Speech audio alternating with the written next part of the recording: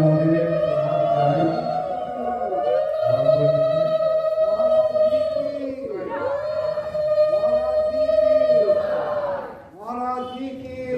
অর্জুনকে উপলক্ষ করে সেই অমৃতময়ী বাণী দিয়েছিলেন, উপদেশ দিয়েছিলেন।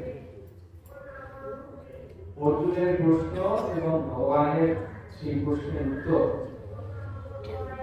বিষণ্ণ বিষাদগ্রস্ত অর্জুনকে উজ্জীবিত করার জন্য যে উপদেশ, সেইটাই গীতা নামে আমরা জানি। মহাভারতের অন্তর্গত যে 18টি পর্ব আছে তার মধ্যে ভীষ্ম পর্ব 18টি অধ্যায় নিয়ে এই শ্রীমদ্ ভগবদ গীতা। ভগবানের শ্রীমুখ থেকে এর জন্ম হয়েছিল বলে তার জন্ম জয়ন্তী পালন করা হয়। বিশ্বের এই একটি গ্রন্থ যার জন্ম জয়ন্তী পালন হয়, অন্য কোনো গ্রন্থের কোনো জন্ম জয়ন্তী পাওয়া যায় না।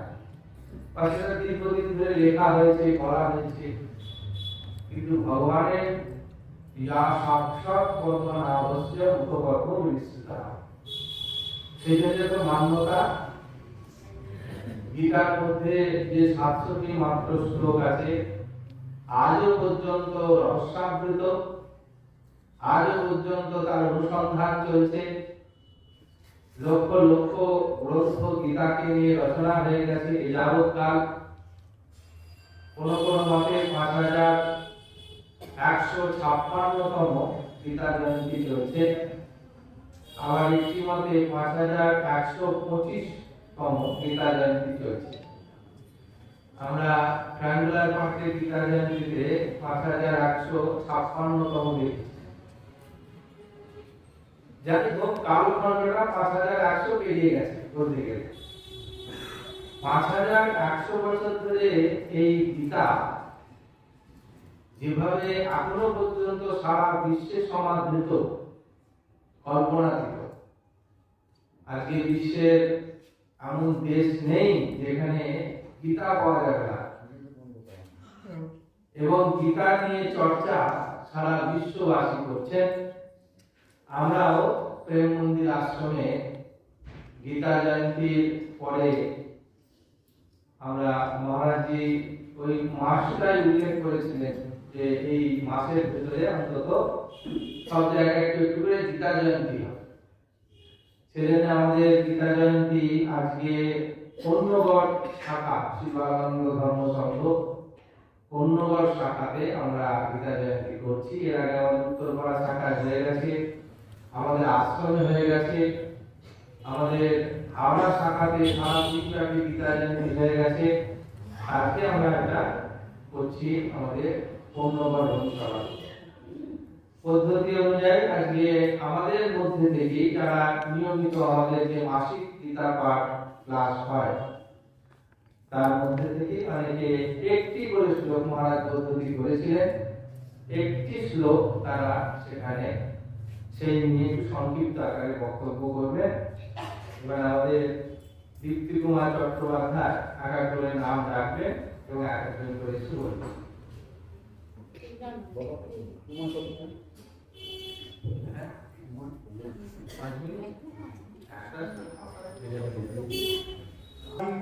কাজল পড়ে ওই মাইকটাই বলবি, হাতে ধরে অসুবিধা হবে? হ্যাঁ, দিলে তো ভালো হতো। সেট করা যাবে সামনে? সেট করে দিলে হাতে ধরে বলা না না অধ্যায় রাজযোগ থেকে সাথেটা বলতে চেষ্টা করছি।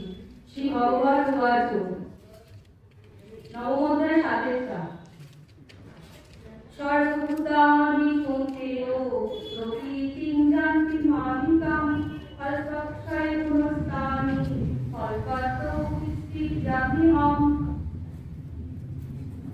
ভগবান এখানে আমাদের বোঝাতে চেয়েছেন যে এই সকল ভূতজগৎ কিভাবে সৃষ্টি হয়েছে এবং এই সকল ভূতজগৎ কিভাবে প্রলয় হয়। আর এই নবম অধ্যায়ে 6 নম্বরে ভগবান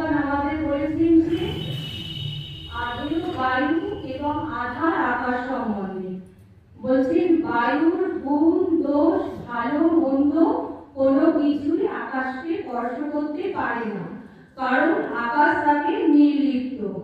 তেমনি ভগবান জগতের সব কিছু হলেও তাকে জগতের ভালো মন্দ গুণ দোষ কোনো কিছুই স্পর্শ করতে পারে না, কারণ তিনি তাকে নির্লিপ্ত। এবার এই 7 নম্বরে বলছেন যে সর্বভূতানি কন্তেয় প্রকৃতি জানতি মামিতাম।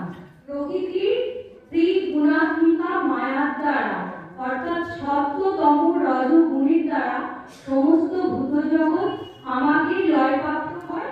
কল্পক্ষয় পুনস্তানি, আবার পুনরায় আমি তাকে আবার সৃষ্টি করি। কল্পাদ্রৌ বিস্তৃতা নিহম। এই ভগবান ছিলেন একা।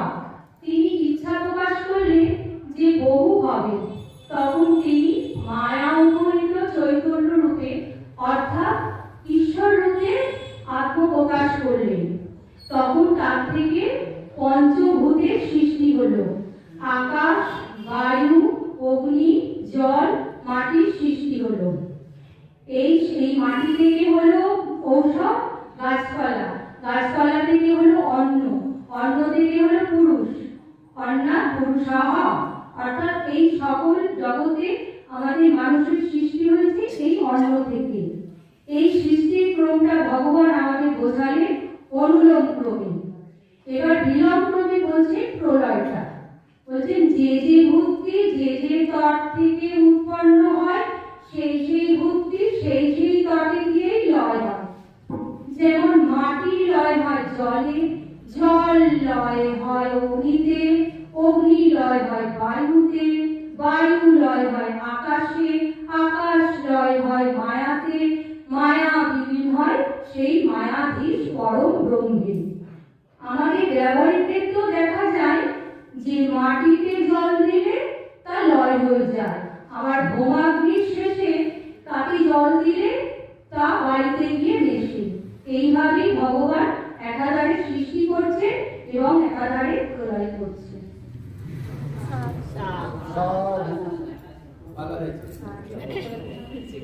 পরের নাম বলুন তো।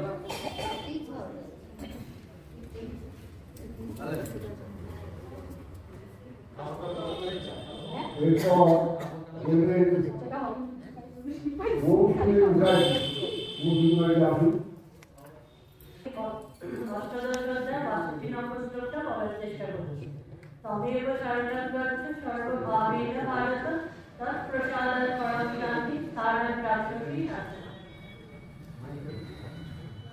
ভগবান এই শ্লোকের প্রথম লাইনে বললেন যে আমাদের কি করতে হবে, আর শ্লোকের দ্বিতীয় লাইনে বললেন যে তার কৃপায় আমরা কি লাভ করব। এখন এই শ্লোকটা বলতে গেলে আগের শ্লোকটা একটু বলতে হবে।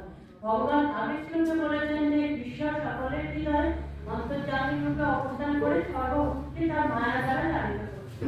এখন স্বাভাবিকভাবে প্রশ্ন হতে পারে, তিনি যদি সর্বভূতকে তার মায়া দ্বারা চালিত করেন তাহলে শাস্ত্রে যে পুরুষাকারের কথা বলা হয়েছে, অর্থাৎ পুরুষাকারকে কাজে লাগিয়ে আমাদের যে সাধনা এগোতে হবে, তাহলে শাস্ত্রবাক্য মিথ্যা হয়ে পড়ে। তাই ভগবান এই শ্লোকে বললেন যে আমাদের কি করতে হবে। তাই ভগবান এই শ্লোকে পরিষ্কার করে বলেছিলেন যে আত্মকৃপা অর্থাৎ নিজের চেষ্টা বা পুরুষাকার ছাড়া সাধনা এগোতে কোনো মতেই সম্ভব নয়। তাই এই দুষ্টান মায়া থেকে রেহাই পেতে গেলে সকল দেহযন্ত্রের যিনি জ্যোতি সেই সকল দেহযন্ত্রের যিনি জ্যোতি সেই সর্বশক্তিমান ঈশ্বরের শরণাগত হতে হবে। অর্জুন ভগবানের কাছে শরণাগত হয়েছিলেন বলে ভগবান এই গীতা শাস্ত্র সমস্ত অর্জুনকে কেন্দ্র করে সমস্ত মানব জাতির উদ্দেশ্যে উপদেশ করেছেন। আমরা প্রথম অধ্যায়ে দেখব যে কুরুক্ষেত্রের যুদ্ধে অর্জুন আত্মীয় স্বজন এবং গুরুজনদের বধ করতে হবে বলে চরম বিষাদগ্রস্ত হয়ে পড়েছিলেন এবং শেষে কি করবে ভেবে না পেয়ে ভগবানের চরণে নিজেকে সম্পূর্ণরূপে সমর্পণ করে বলেছিলেন শিষ্য শ্রেয়া সারাদিমান্তাম সুবর্ণা, আমি আপনার শিষ্য, আপনার শরণাগত, আমাকে উপদেষ্টা। শরণাগতি মানে হচ্ছে আত্মসমর্পণ, অর্থাৎ নিজের অহংবুদ্ধি ত্যাগ করে ভগবানের ইচ্ছার সাথে নিজের ইচ্ছাকে মিলিয়ে দিয়ে ভগবানের নিমিত্ত হয়ে কাজ করা। এবার ভগবান বলেন শর্ত দিলে শরণাগত কিভাবে হতে হবে না সর্বতভাবে, অর্থাৎ মনের দ্বারা, বাক্যের দ্বারা এবং শরীরের দ্বারা। এবার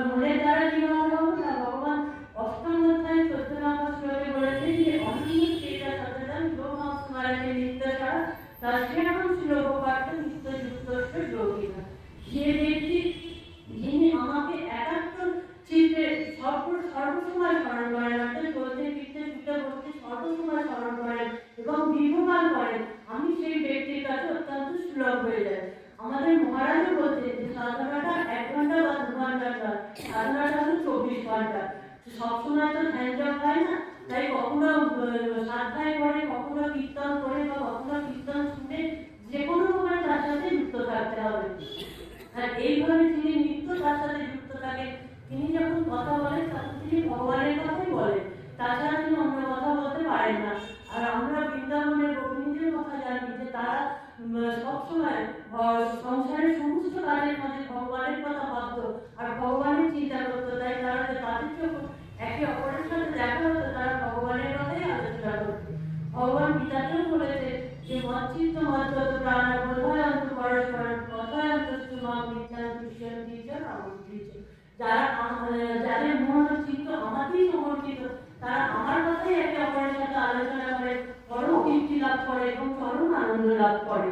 আর কর্মের কথা, শরীরের দ্বারাই তো আমরা কর্ম করি, তাই কর্মের উপর ভগবান বেশি করে জোর দিয়েছেন। তাই অষ্টাদশ অধ্যায় শেষে এসেও ভগবান কর্মের কথা বললেন, কেননা কর্ম মাত্রই বন্ধনের কারণ।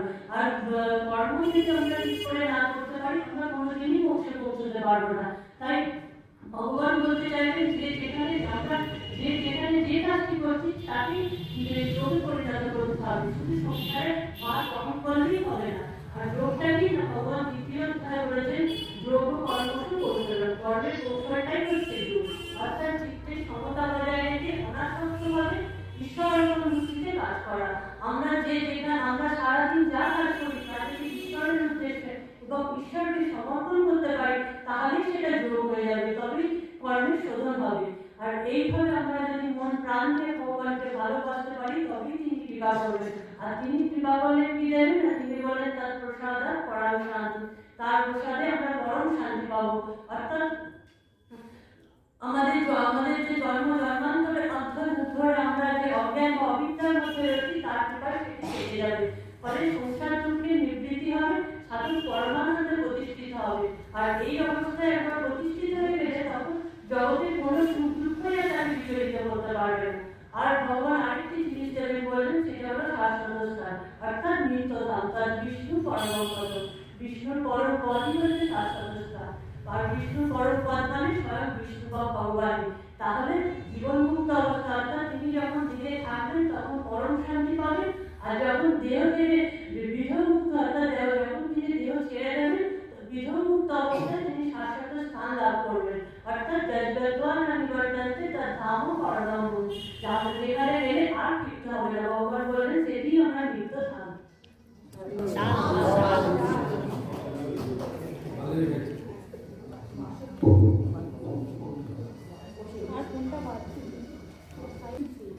এবার বললেন বুলবুল ভট্টাচার্য। ওম নমো ভগবতে বাসুদেবায়।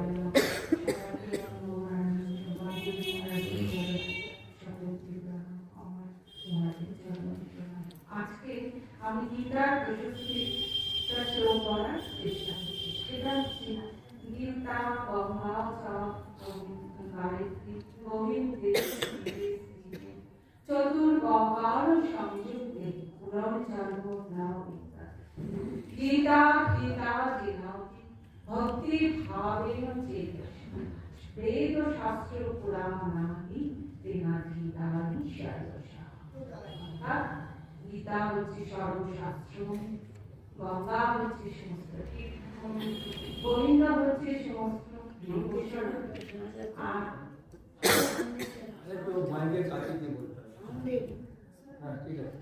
আর গায়ত্রী হচ্ছে, ঠিক আছে, আর গায়ত্রী হচ্ছে সব মন্ত্রের স্বামী, যার হৃদয়ে গঙ্গার মানে 4টি জিনিস, গঙ্গা গীতা গায়ত্রী গোবিন্দ, যার হৃদয়ে 4টি জিনিস আছে তার কখনো পুনর্জন্ম হয় না।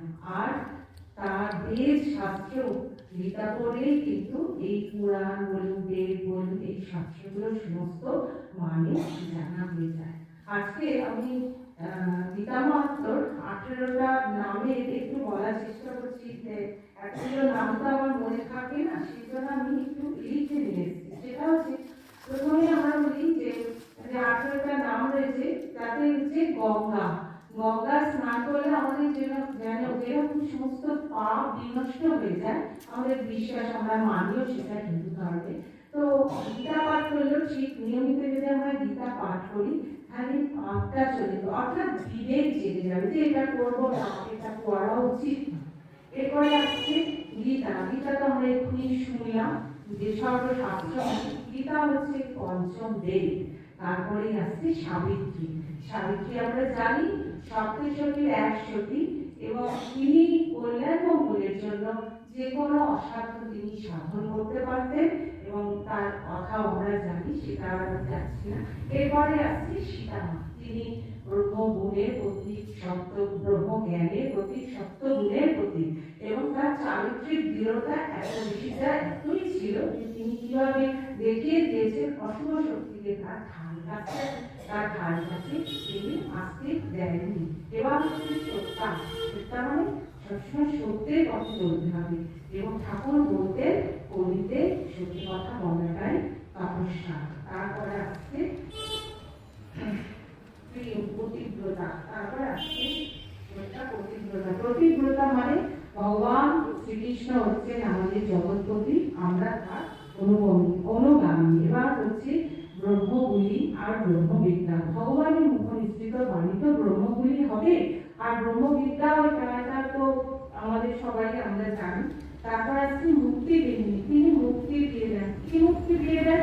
আমাদের যে প্রবৃত্তিগুলো আছে, আমাদের যে রিপুগুলো আছে, সে সব কিছু পেয়ে অজ্ঞান অবিদ্যা, এগুলো থেকে কি হয়, প্রতিদিন যদি আমরা নিয়মিত গীতা করি, এগুলো থেকে আমরা রেহাই পেয়ে যাবো, আর এগুলোর দিকে আমরা যাবো না, যে বিবেক যাচ্ছে আস্তে আস্তে আমাদের মধ্যে। তারপর হচ্ছে ত্রিসন্ধ্যা।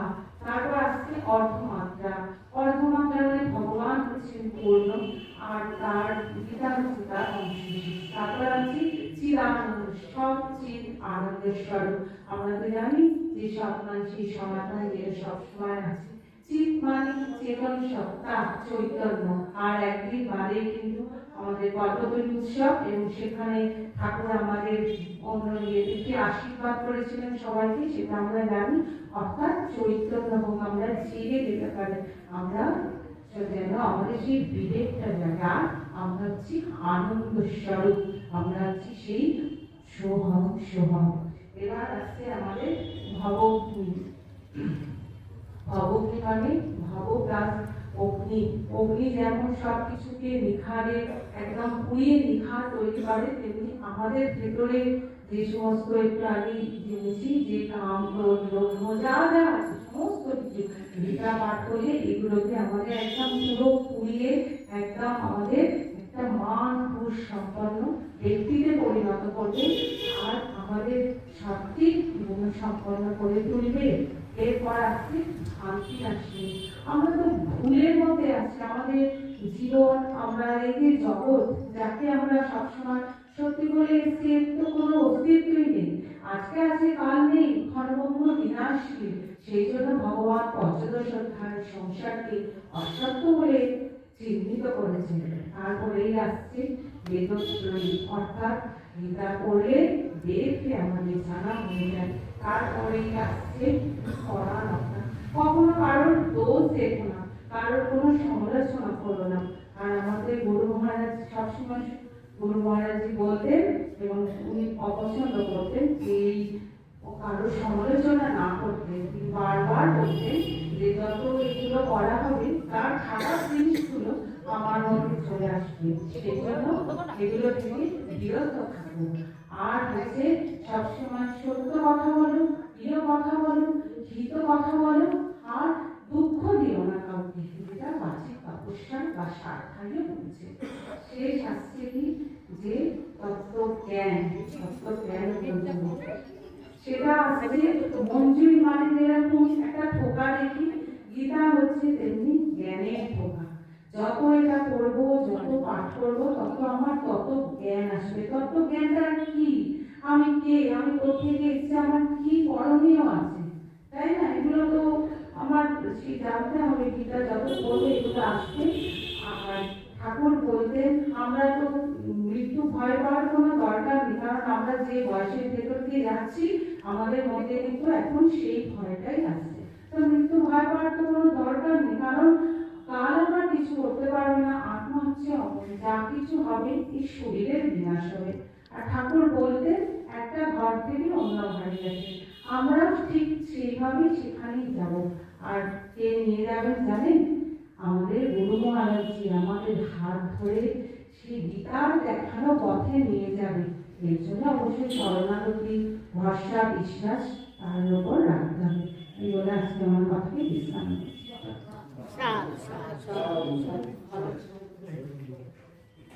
পরের নাম এরপরে আসবেন রুমা দাস।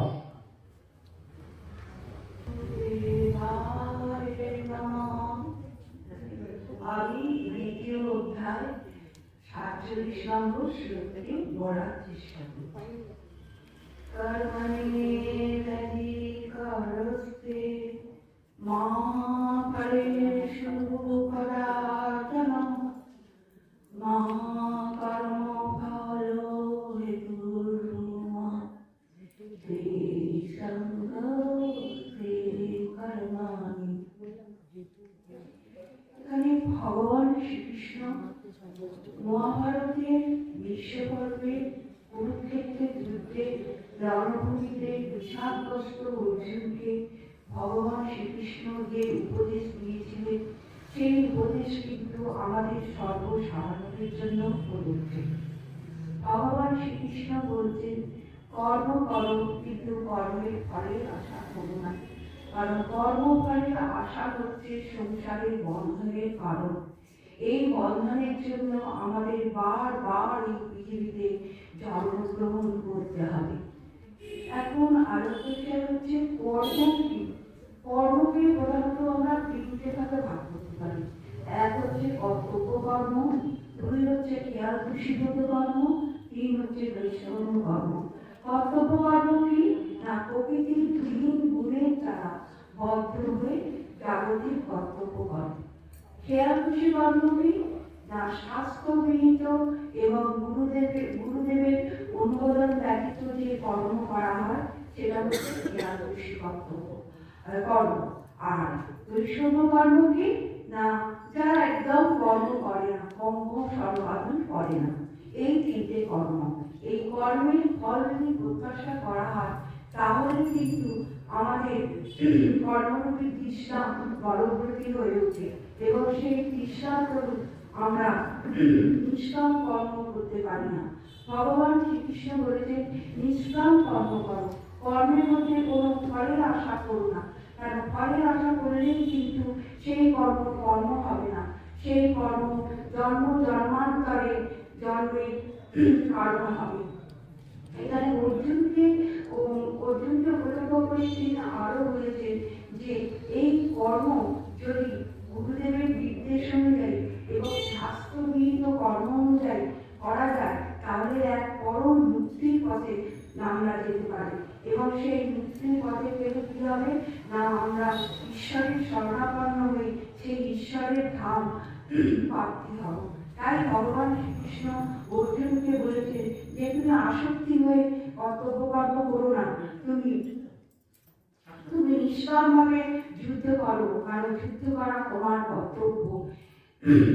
এবং তিনি আমাদেরও বলেছেন আমরা যদি সব কর্ম ভালোভাবে করি এবং ঈশ্বরকে অর্পণ করে সেই কর্ম আমরা করি তাহলে সেই কর্ম যোগে পরিণত হবে এবং আমরা তখন পরম শান্তি লাভ করব। এই বলেই আমি আজকে শেষ করলাম।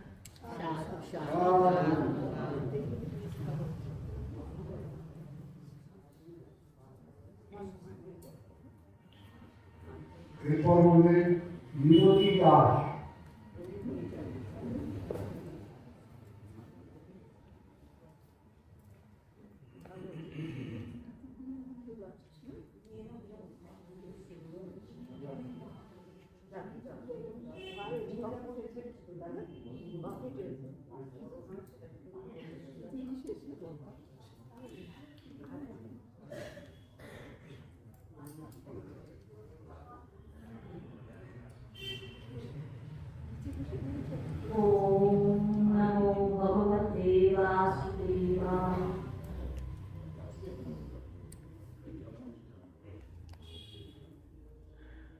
একাদশ অধ্যায় বিশ্বরূপ দর্শন যোগে একটি শ্লোক পালন করব। 54 নম্বর শ্লোকটি পালন করব। ভগবান এই একাদশ অধ্যায়ের শেষ 4টি শ্লোকে বিশ্বরূপ দর্শনের তিনি যে বিশ্বরূপ দর্শন করিয়েছেন অর্জুনকে সেই বিষয়ে তিনি এখানে আলোচনা করছেন। অর্জুনকে ভগবান বলছেন যে তোমাকে যে বিশ্বরূপ দর্শন করালাম এই বিশ্বরূপ দর্শন দুর্লভ, শুধু দুর্লভ না সুদুর্লভ। কেন সুদুর্লভ না এই বিশ্বরূপ দেবতারাও দেখতে চান কিন্তু দেবতারাও দেখতে পান না। তারা চেয়েও আকাঙ্ক্ষা করেও এই বিশ্বরূপ তারা দেখতে পান না। সেই বিশ্বরূপ তিনি দর্শন করেছেন। তো অর্জুন তখন বলছেন যে এই আর বলছেন যে এই বিশ্বরূপ দেখতে গেলে সেখানে বেদ পাঠ করলে করেও দেখা যায় না, যজ্ঞ করেও দেখা যায় না, তপস্যা করেও দেখা যায় না, দান করেও দেখা যায় না। তখন যেন অর্জুনের প্রশ্ন হতে পারে অর্জুনের মনে যে তাহলে কিভাবে তোমাকে দেখা যায়? যারা সাধারণ অধিকারী যে সমস্ত ভক্তরা তারা তো সাধনাও অত কঠিন সাধনাও করতে পারবে না, তাহলে তোমাকে তারা কিভাবে দর্শন করবে আর কিভাবেই বা তোমাকে তত্ত্ব তো তারা জানবে? তখন ভগবান বলছেন যে অনন্যা ভক্তির দ্বারা একমাত্র ভক্ত আমাকে জানতে পারে। অনন্যা কেমন ভক্তি না অনন্যা ভক্তির দ্বারা ভক্ত আমাকে জানতে পারে। এই কথাটাই যেন অর্জুনের প্রশ্নের উত্তরে ভগবান 54 নম্বর শ্লোকে এই কথাটাই ভগবান অর্জুনকে বললেন। ভক্তিয়া তুমনন্যায়া শক্য অহমেবং বিদর্জুন জ্ঞাতং দ্রষ্টং চ তত্ত্বেন প্রবেষ্টং চ পরম তপো। কি বললেন না অনন্যা ভক্তির মধ্যে দিয়ে ভক্ত আমাকে জানতে পারে, আমাকে দর্শন করতে পারে। তো অনন্যা ভক্তি কি না? অনন্যা ভক্তি হলো যে একাগ্র চিত্তে ভগবানকে স্মরণ মনন করা, ভগবানের চিন্তা করা। একাগ্র চিত্তে ভগবানকে মনন করতে করতে স্মরণ করতে করতে ভক্ত তদাকারিত হয়ে যায়। তাহলে সাধনার প্রথমেই কি এই অবস্থা আসবে ভক্ত বা সাধকের? না, প্রথমে এই অবস্থাটা আসবে না। প্রথম যখন সাধন করবে তখন কিছুটা ভগবানের মন থাকবে, আসক্তি থাকবে, আর কিছুটা বিষয় আসক্তি থাকবে।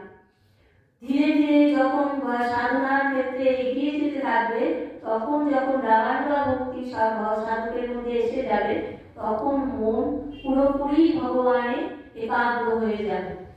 এই একাগ্র মন বা তদাকারিত মন দিয়ে সে তখন কি করবে? সর্বত্র যেন ভগবানকে দেখবে, নিজের আত্মাতেও ভগবানকে দেখবে, সবার মধ্যেই সে ভগবানকে দেখতে থাকবে। যত্র যত্র ক্ষেত্র করে তত্র তত্র কৃষ্ণ স্ফুরে। এই অবস্থা তখন ভক্তের হয়ে যাবে।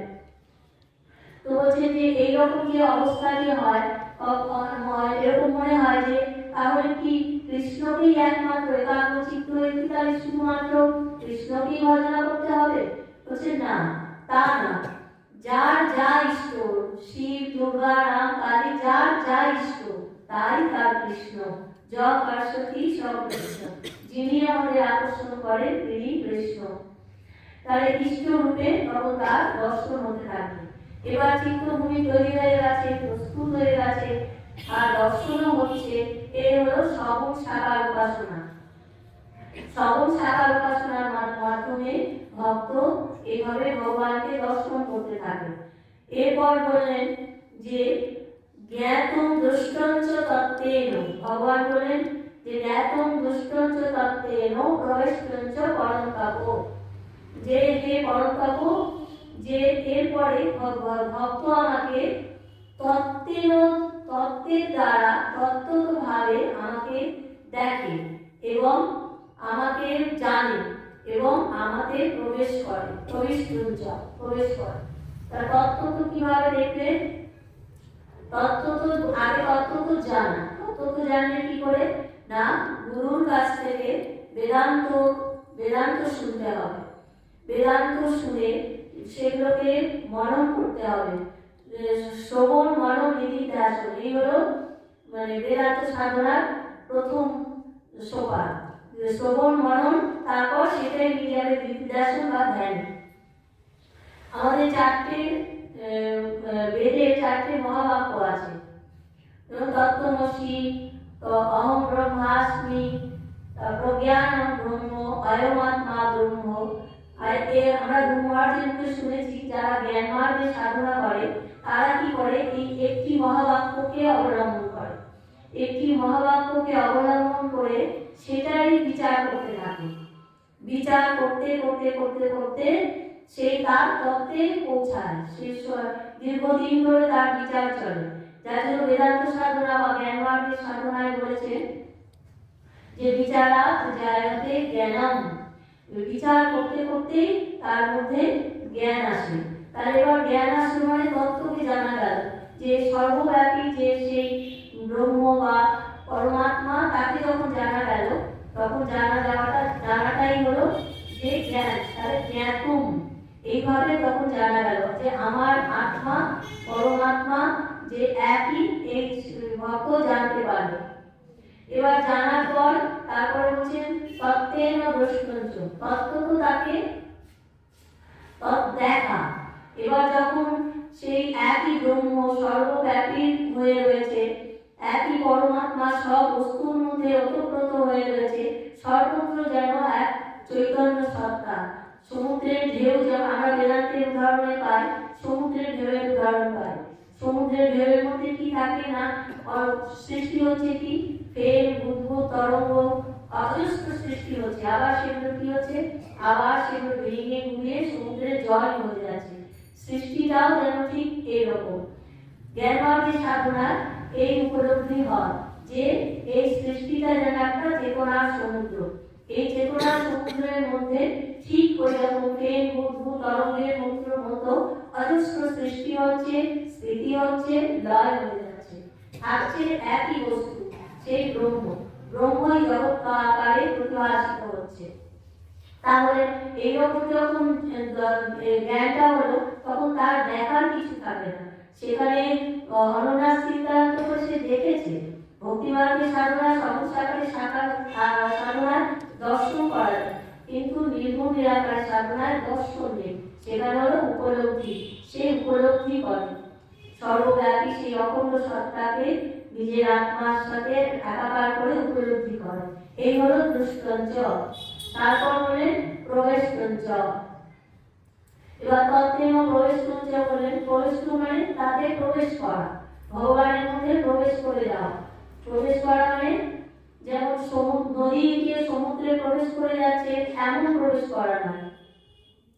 যেমন এটা বেদান্তে এটা উদাহরণ আছে যে বরফ যেমন গলে জল হয়ে যায়, বরফটা জল হয়ে গিয়ে জলের মধ্যে বরফ প্রবেশ করে গেল, সেখানে বরফকে আলাদা করে আর খুঁজে পাওয়া যায় না। এখানে একেবারে বিবর্তবাদ, মানে জলটাই বরফ রূপে প্রতিভাসিত হচ্ছে, দেখা যাচ্ছে, ব্যবহার হচ্ছে, বস্তুত বরফ বলে কিছু নেই, সেখানে জলটাই রয়েছে। ঠিক সেই রকম যে এইরকম ভাবে যখন তার উপলব্ধি হয়ে যায়, ব্রহ্ম জ্ঞান হয়ে যায়, তত্ত্ব জ্ঞান হয়ে যায়, অহম ব্রহ্মাস্মি বোধ হয়ে যায়, তখন ঠিক সেইভাবে যেন একাকার হয়ে যায় ব্রহ্মের সাথে। একে বলা হয় তত্ত্বজ্ঞান হয়ে যাওয়ার পর তাকে বলে ব্রহ্মবিদ। ব্রহ্মকে জানার পর, ব্রহ্মজ্ঞান হয়ে যাওয়ার পর সে ব্রহ্মই হয়ে যায়। ব্রহ্মবিদ আর ব্রহ্ম জ্ঞানী একই, তখন ব্রহ্মবিদ আর ব্রহ্ম তখন একই হয়ে যায়, আলাদা করে তখন তার আর কোনো অস্তিত্ব পাওয়া যায় না। এবার সে ব্রহ্মজ্ঞান হওয়ার পর সে জীবনমুক্ত অবস্থায় থাকে, তারপর যখন বিদেহ মুক্ত হয়ে যাওয়ার পর সে মূল সত্তার সাথে একাকার হয়ে যায়।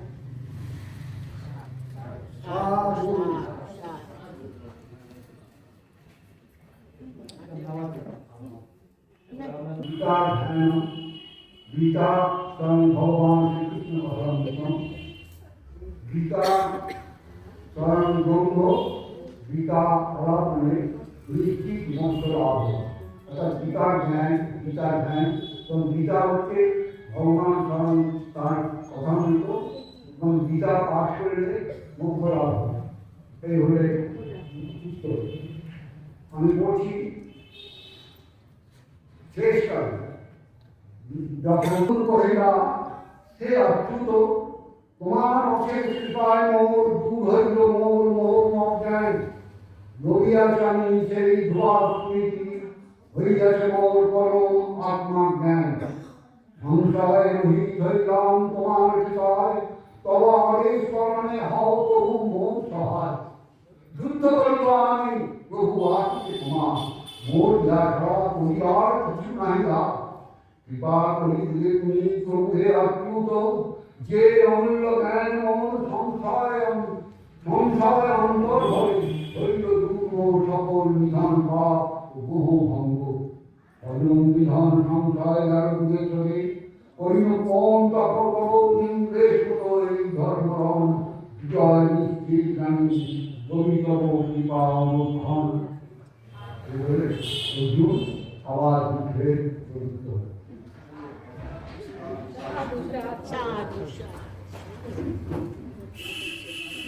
গীতা সুগীতা কর্তব্যা কিমন্য শাস্ত্র বিস্তরে ইয়া সাক্ষাৎ কর্ণ আলস্য মুখকর্ম বিনিশ্চিতা। মহারাজি এই গীতা সুগীতা এই ব্যাপারটাতে খুব জোর দিতেন যে গীতাকে সুগীতা করা, অর্থাৎ গীতাকে কি করে সুগীতা করা যায়। যে বইটা আমরা গীতা বলে পাঠ করি, দৈনিক করি, মাসের পর মাস করি, বছরের পর বছর করি, সেই যে গীতা, সেই গীতাকে সুগীতা করতে হবে। গীতাকে সুগীতা কি করে করবে না? সু মানে কল্যাণকারী, সু মানে উপযোগী, কুগীতা বলে না, সুগীতা বলা। সুগীতা মানে যেটা আমাকে মঙ্গলকারী হবে, অর্থাৎ গীতার যে বাণীটা আমার কাছে ফলপ্রসূ হবে, তখন সেই গীতাটা সুগীতা হবে। এবং এই গীতা থেকে সুগীতা ভগবান বলছেন কর্তব্য, এটা করতে হবে। ঠাকুরের কথায় পানিতে লেখা আছে বিষাকা জল নিয়ে গেলে এক ফোঁটা হয়ে যাবে। ওই জন্য এই বইটা নিছকই একটা ধর্মগ্রন্থ বলে বা গীতা বলে আমরা তাকে তুলে রাখি, লাল সালু দিয়ে রোজ একটু করে গঙ্গায় জল ছিটিয়ে দিই, একটা করে তুলসী পাতা দিই, আর ওইটার ভেতরে এরকম ভাবেই থাকে। ওটার নাম গীতা।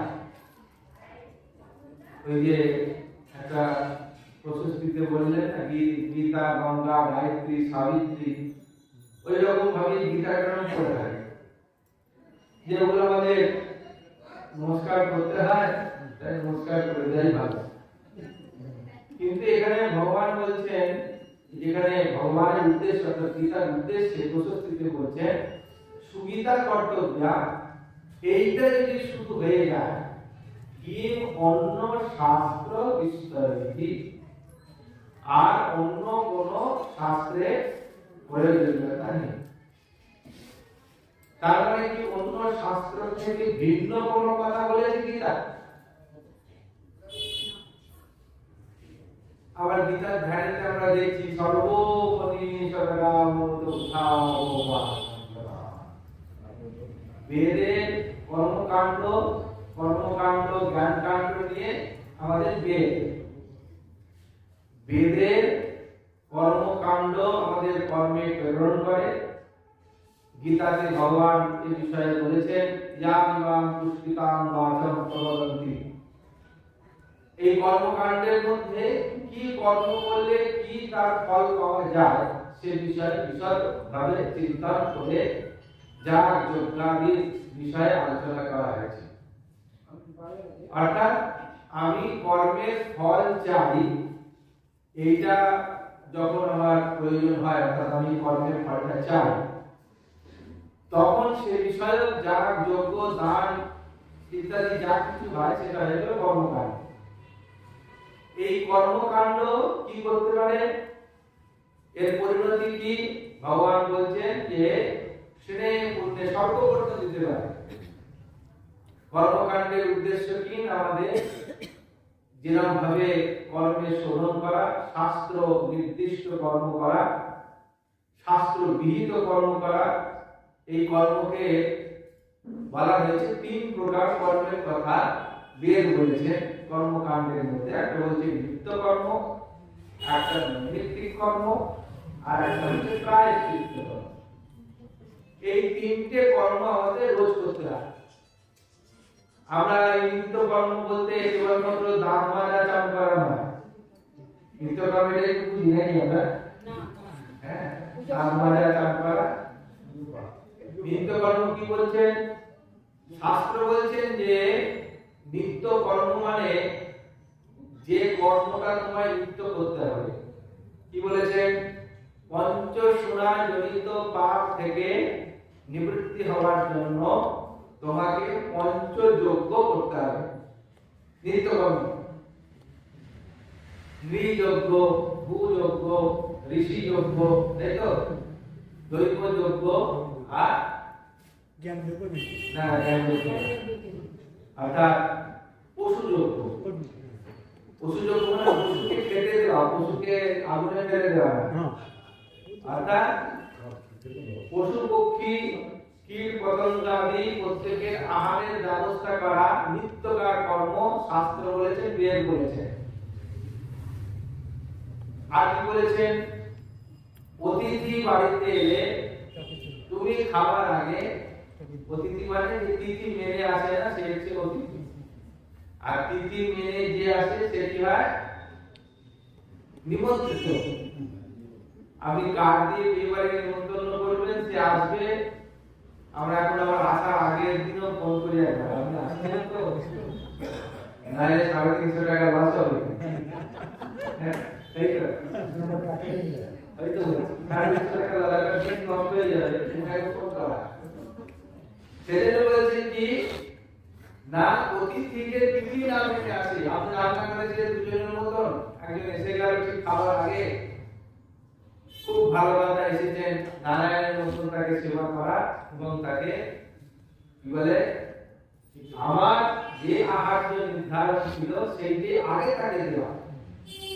যদি তার আহার্যের কোনো অবশিষ্ট অংশ থাকে সেইটি আজকের জন্য আমার ভগবান বরাদ্দ করেছেন, এই মেনে সেবা করার হয়, তাকে বলা হয় অতিথি সেবা।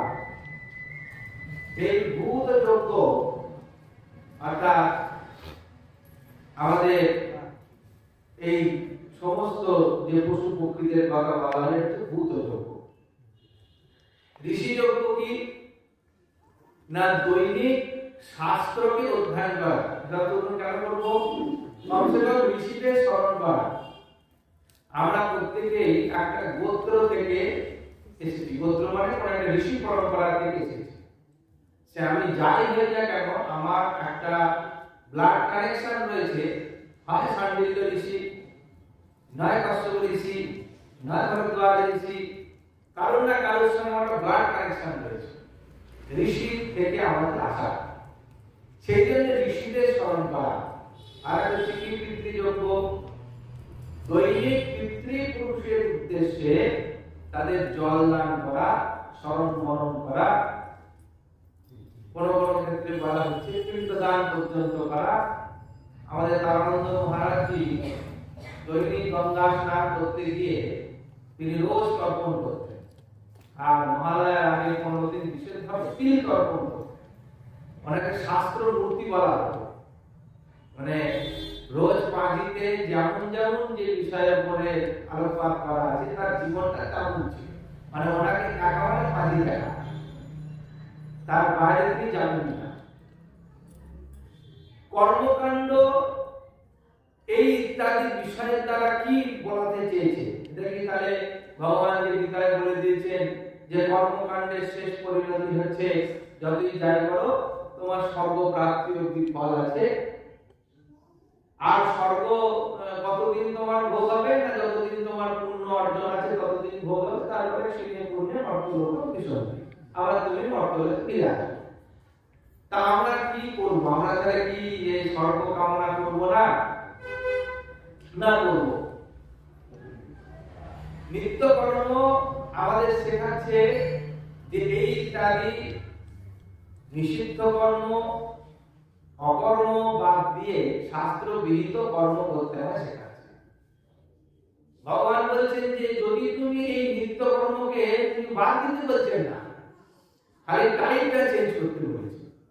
যার মধ্যে বাবানন্দ মহারাজ বললেন উলট जाने से सुजा हो जाएगा, অর্থাৎ ভাবকে পরিবর্তন করতে হবে। কি ভাব না, সেখানে বলছে নিষ্কাম ভাবে করতে হবে। অর্থাৎ নিত্য কর্ম তো আমি করবই করব, কিন্তু আমি স্বর্গ কামনা করে কর্ম করব না, আমি পুত্র কামনা করে যজ্ঞ করব না, আমি রাজ্য কামনা করে যজ্ঞ করব না, কিন্তু যজ্ঞ করব। নিত্য কর্মের মধ্যে আছে, নৈমিত্তিক কর্মে আছে, বাধিত ভগবান বলেননি কর্মের চোদনে। তাহলে আমি কর্ম কি ফালতু ফালতু করব? ভগবান একজন বললেন, শ্লোক বললেন, কর্মণ্যেবাধিকারস্তে মা ফলেষু কদাচন। ঠিক আছে, আমি কর্ম ফল চাই না, কিন্তু তারপরে যে লাইনটা বলেছে এটা খুব মারাত্মক কথা। মা কর্ম ফল হেতু, এইটা কিছু আমাদের থেকে যেতে চায় না। কর্মের হেতু অর্থাৎ কর্মের আমি যে কারণ, এইটার প্রত্যেকটার অভিমান আমাদের বিরুদ্ধে যেতে চায় না। আমি ভালো কাজ করি, সাত্বিক কাজ করি, সাত্বিক জীবন যাপন করি, শাস্ত্র বিহিত আহার নিষ্ঠা আমার সব কিছু আছে, কিন্তু সেগুলো করি বলে আমি এগুলো করি, আমি সাত্বিক ব্যক্তি বলে আমার একটা অহংকার থেকে যায়। ভগবান বলছেন এই কর্মফলের হেতু তুমি হবার চেষ্টাই করবে না। মা কর্মফল হেতু, কর্ম ত্যাগ হয়ে যাবে, আমাকে সমর্পণ করবে, তুমি কখনো ফল চাইবে না, এখানে শেষ করে দিতে পারবে।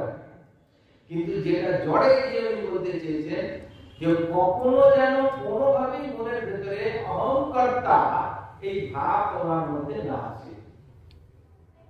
আর অহংকারটা ভাব যেই চলে যাবে, তাহলে কি হবে? ওই যে নিত্য নৈমিত্তিক কর্মগুলো করছি সেগুলো শোধন হয়ে যাবে, হয়ে গিয়ে আমাদের একটা কিছু ফল প্রাপ্তি হবে।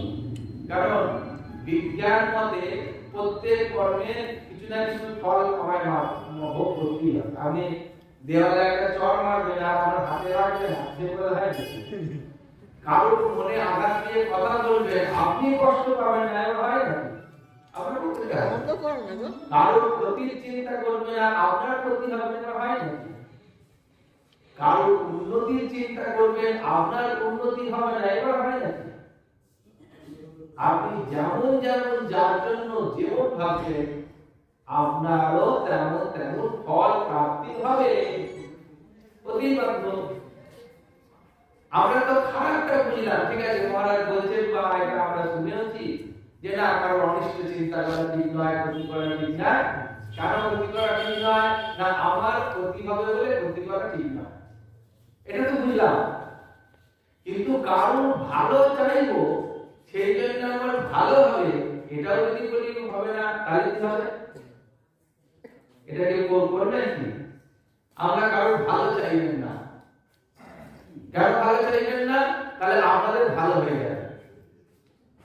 এটা যদি বলি আমরা মানবেন না? মানবেন না, তাহলে কম বেশি এরকম করছি। কারোর ভালো চাইলে আপনার ভালো হয়ে যাবে, সেই জন্য আপনি কারোর ভালো চাইবেন না। ভগবান ওইটাই নিষেধ করে দিয়েছে, মা কর্ম ফলে দুঃখ।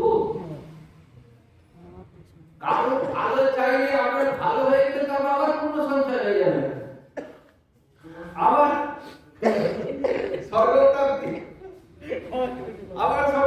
হয়ে যাবে। আবার স্বর্গপ্রাপ্তি হয়ে গেলে আবার ফিরে পুণ্যবর্ত লোক বিসর্জিত হয়ে যাবে, তাহলে মুক্তি হলো কোথায়? সুখে দুঃখে সবে লাভালাভ। কি বলছেন না, কারোর ভালো চাইবে না, কারোর মন্দ চাইবে না, এমন যে সাম্য অবস্থা, সেই অবস্থাটাই হচ্ছে গীতা। এই যে গীতা শেখাচ্ছে, গীতার মূল কথা হচ্ছে এই জায়গা, শরণাগত তো আছে, সব কিছু আছে, তাহলে আমার গীতার উপদেশ সমান নয়।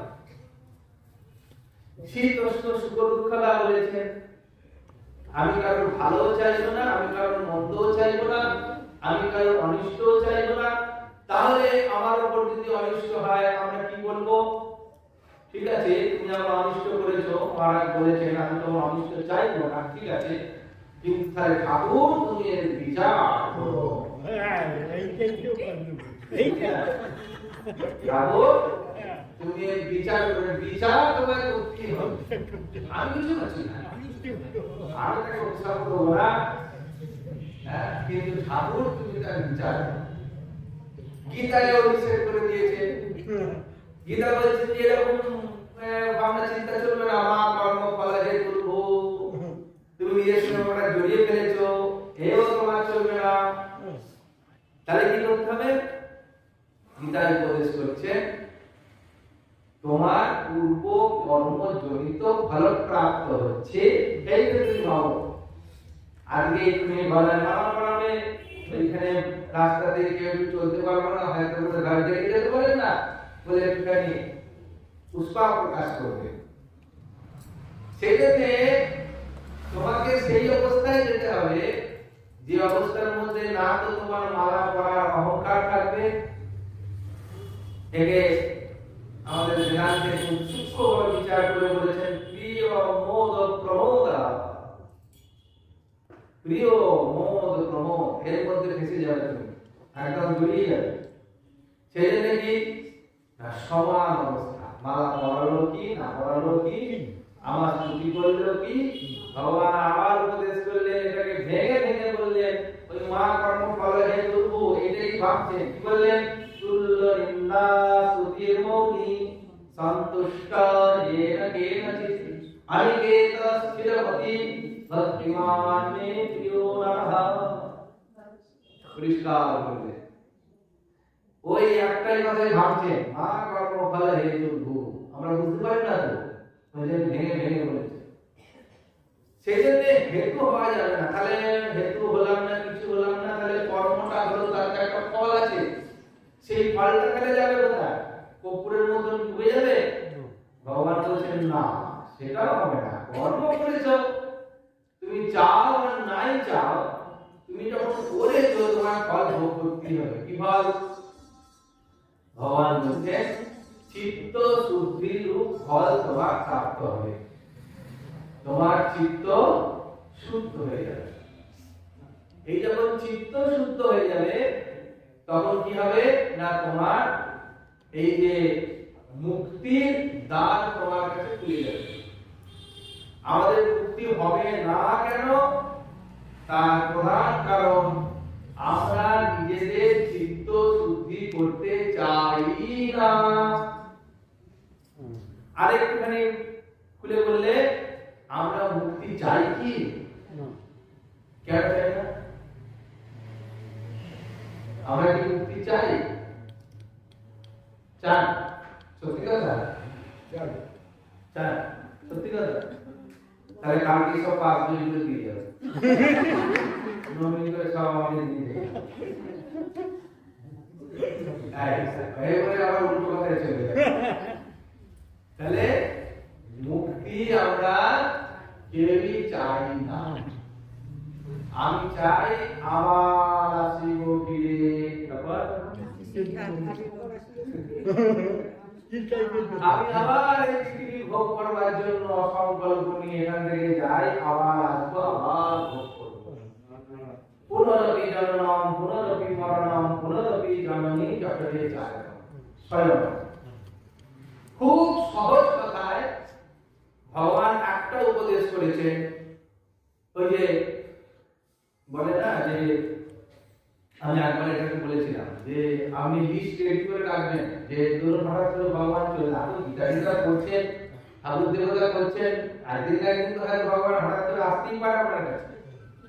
এটা তো অস্বীকার করা যায় না, কি আসবে না আসবে না, হ্যাঁ আসবে।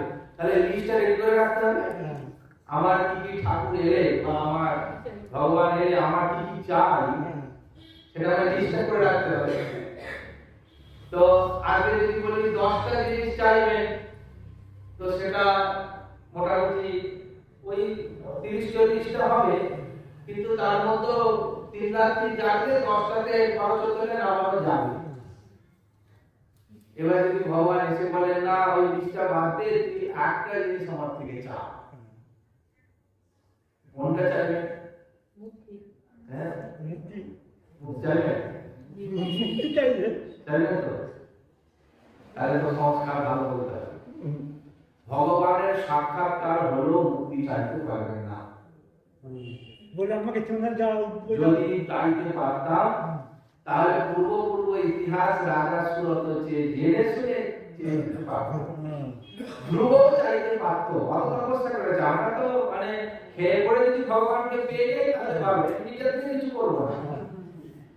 ধ্রুব হতে বলবেন না মহারাজ, এই কি বলে, এই খেয়ে পড়ে যদি ভগবান আসে তাহলে ঠিক আছে, তাহলে যদি ভগবান এসেও যায় তাহলে পরে আমরা সেই মুক্তিটা ভগবানের থেকে চাইতে পারবো না। না চাইতে পারার কারণ হচ্ছে আমাদের চিত্ত শুদ্ধ নয় বলে। চিত্ত শুদ্ধ তাহলে হবে কি করে? পারমানন্দ মহারাজ বলছেন উদাহরণ দিয়ে যে আমাদের ওই কাঁচ পরিষ্কার করতে গেলে চুন লাগে, জল দিয়ে কাঁচ পরিষ্কার হয় না, চুন ভিজিয়ে কাঁচের উপর লাগিয়ে দিয়ে শুকিয়ে গেলে কাগজ দিয়ে রগড়ালে দেখবেন আবার কাঁচ পরিষ্কার হয়ে যাবে। আবার বলছেন যে তামার বাসন মাছ দেখলে কি লাগে? বলছে খাট্টা, তেঁতুল, তাই তো? তেঁতুল দিলে তামার বাসন খুব চকচকে হয়ে যায়। সেরকম আমাদের এই চিত্তকে শুদ্ধ করবার জন্য সব কর্ম করতে হবে। অর্থাৎ এই যে আমি কর্মর ফল চাইলাম না, তার জন্য ভগবান আমাকে ওই ফলটাই চিত্ত শুদ্ধ রূপ ফল প্রদান করবে। তার মানে চিত্তকে শুদ্ধ করতে গেলে আপনি যতই চেষ্টা করুন, যা খুশি দিয়ে মাঝামাঝি করুন, নিষ্কাম কর্ম না করলে আপনার চিত্ত শুদ্ধি হবে না। চিত্ত শুদ্ধি না হলে আপনার বিশুদ্ধা ভক্তিও লাভ হবে না। আমরা যতই ভক্তি সাধন করি, ভক্তির চিহ্ন ধারণ করি, যে ভক্তির কথা ভগবান বলেছেন, কি ভক্তির কথা ভগবান বলেছেন খুব ক্লারিফাইড, সব অধ্যায় ভক্তির কথা বলেছেন, বিশেষত দ্বাদশ অধ্যায় একটুখানি একদম চিহ্নিত করে দিয়েছেন, সবে প্রিয়া, আমার প্রিয়। তাহলে ভগবান বলে দিয়েছেন যে এই এই ব্যক্তি এই এই আচরণ যদি তার মধ্যে থাকে তাহলে সে আমার প্রিয় হবে। এখন আমার সিদ্ধান্ত করতে হবে, আমার প্রিয় ভগবান হবে না ভগবানের প্রিয় আমি হব, এইটা আমার সিদ্ধান্ত করতে হবে। আমার প্রিয় যদি ভগবান হয় তাহলে গোপালকে বিছানায় নিয়ে বাসিকা উপরে শুয়ে থাকবে। আর বলি না আমরা মানে এই গোপাল সেবা হচ্ছে, রেস্টুরেন্টে খেতে গিয়ে দেখি মন্দিরে বসিয়ে রেখে দিয়েছে,